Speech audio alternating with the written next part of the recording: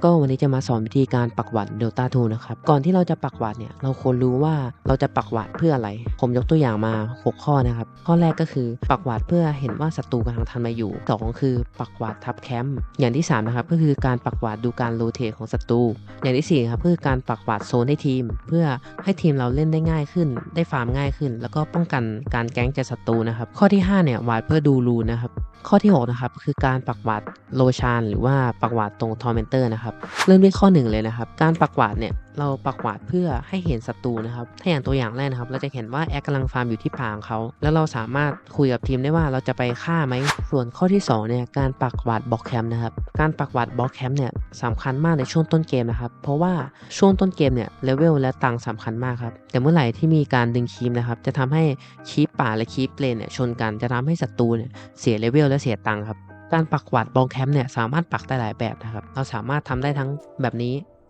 และแบบนี้นะครั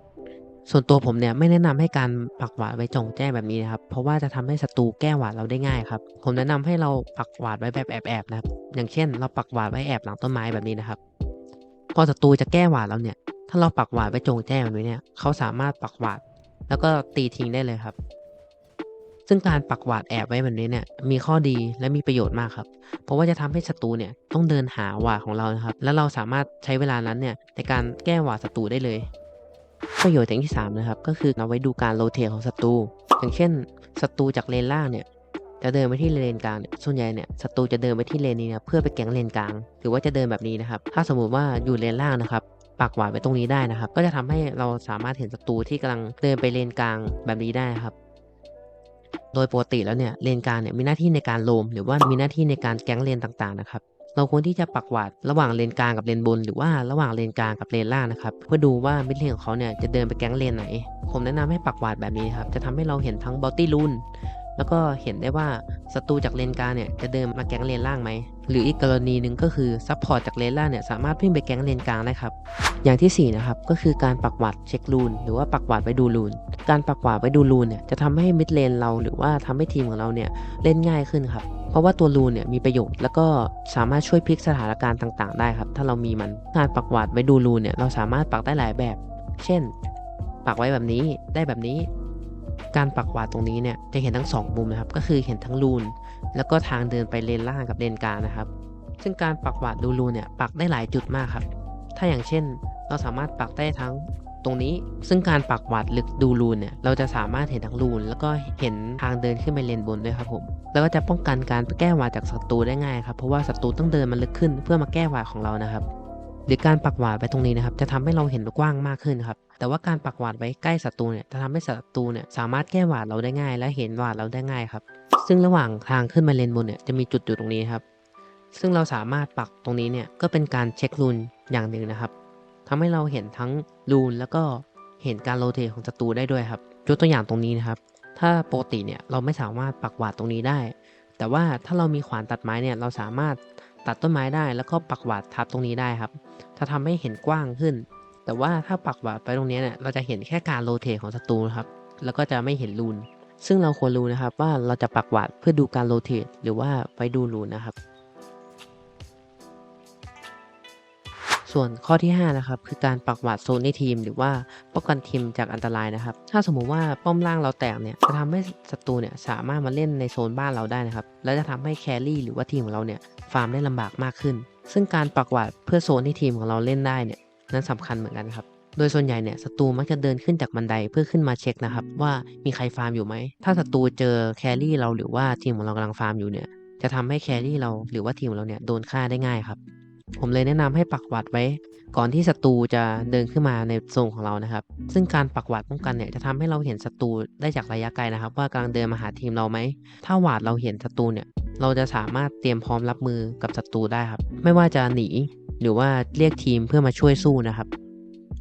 การปักหวาดกันจากศัตรูเนี่ยเราสามารถปักได้หลายแบบครับอย่างเช่นเราปักหวาดไว้บนเนินนี้จะทำให้เราเห็นในระยะที่กว้างครับก่อนที่ศัตรูจะมาถึงแครี่ของเราหรือว่าทีมของเรานะครับการปักหวาดไว้บนเนินเนี่ยนั้นอันตรายครับเพราะว่ามันจะทำให้หวาดของเราเนี่ยถูกแก้ได้ง่ายครับซึ่งถ้าศัตรูเนี่ยจะมาแก้หวาดเนี่ย ศัตรูสามารถปักหวาดไว้บนเนินแบบนี้ได้แล้วก็ตีหวาดเราได้ง่ายๆเลยครับถ้าในกรณีแบบนี้นะครับศัตรูที่ปักหวาดไว้บนเนินเนี่ยก็จะมีข้อเสียเปรียบนะครับถ้าเราปักหวาดไว้นอกระยะของเนินเนี่ยศัตรูก็จะไม่เห็นหวาดของเราแล้วการปักหวาดไว้ที่พื้นเนี่ยสามารถปักได้ทั้งแบบนี้นะครับหรือว่าถ้ามีขวานตัดไม้เนี่ยเราสามารถตัดต้นไม้นี้ทิ้งได้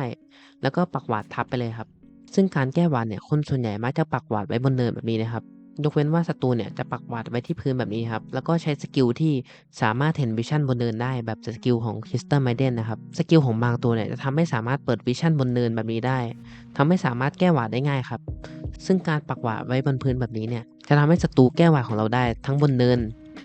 หรือว่าที่พื้นแบบนี้นะครับจุดที่เราควรหวาดเนี่ยควรเป็นจุดที่สามารถหลบเซนทรีของศัตรูได้ครับจะทำให้หวาดนั้นเนี่ยอยู่ได้ถึง6 นาทีครับ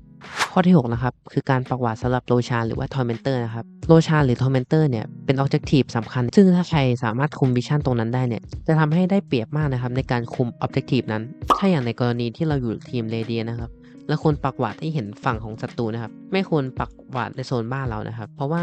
ศัตรูเนี่ยมักจะมาจากฝั่งของเขามากกว่าที่จะมาจากบ้านของเราแน่นอนครับการปักหวาดคุมโลชานเนี่ยสามารถปักไว้ตรงหน้าพอร์ทัลได้ครับซึ่งการปักหวาดไว้กับพอร์ทัลเนี่ยจะทำให้เราเห็นเอาโพสของศัตรูนะครับว่าจะมีศัตรู TP มาหรือเปล่าถ้าอย่างเช่นในกรณีนี้ครับเราจะเห็นว่าศัตรูเนี่ย TP มาที่เอาโพสเขาทีมเราเนี่ยสามารถรับมือกับเขาหรือว่าจัดการได้ง่ายๆเลยครับแต่ว่าการปักหวาดไว้ตรงหน้าพอร์ทัลแบบนี้ศัตรูมักจะแก้หวาดได้ง่ายครับเพราะว่าแค่ศัตรูปักหวาดไว้ตรงนี้เนี่ยก็จะทำให้ศัตรูเนี่ยสามารถแก้หวาดเราได้ง่ายเลยครับซึ่งการปักหวาดไม่ให้ศัตรูเห็นหวาดของเราเนี่ยผมแนะนำให้เราเนี่ยไปปักหวาดลึกๆหน่อยครับอย่างเช่นตรงนี้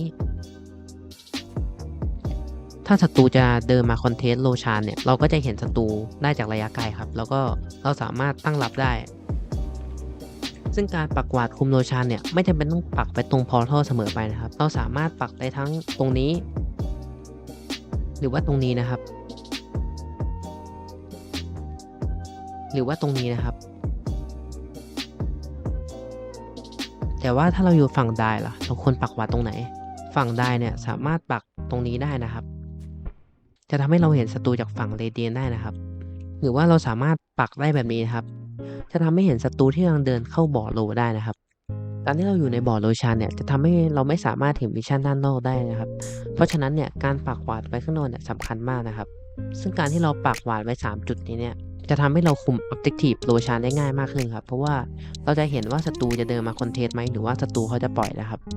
ทอร์เมนเตอร์เนี่ยถือว่าเป็น Objective รองเลยนะครับทอร์เมนเตอร์เนี่ยเมื่อฆ่าได้เนี่ยจะให้ชาร์จกับทีมของเรานะครับการที่เราสามารถคุมทอร์เมนเตอร์ได้เนี่ยจะทำให้เราสามารถประหยัด 1,400 ได้ฟรีๆเลยครับซึ่งการปักหวาดคุมทอร์เมนเตอร์เนี่ยจะช่วยให้เราสามารถเล่นตรงทอร์เมนเตอร์ได้ง่ายขึ้นแล้วก็สามารถป้องกันศัตรูที่จะมาขโมยทอร์เมนเตอร์เราได้ด้วยครับ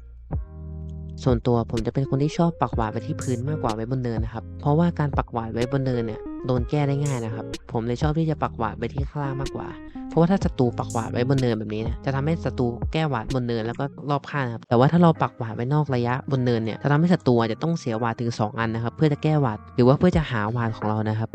ก็สำหรับการปักหวาดในคลิปนี้ครับสามารถเอาไปใช้ได้หรือว่าเอาไปปรับปรุงถ้าชอบคลิปนี้ก็อย่าลืมกดไลค์กด Subscribe แล้วก็คอมเมนต์ทิ้งไว้ได้นะครับ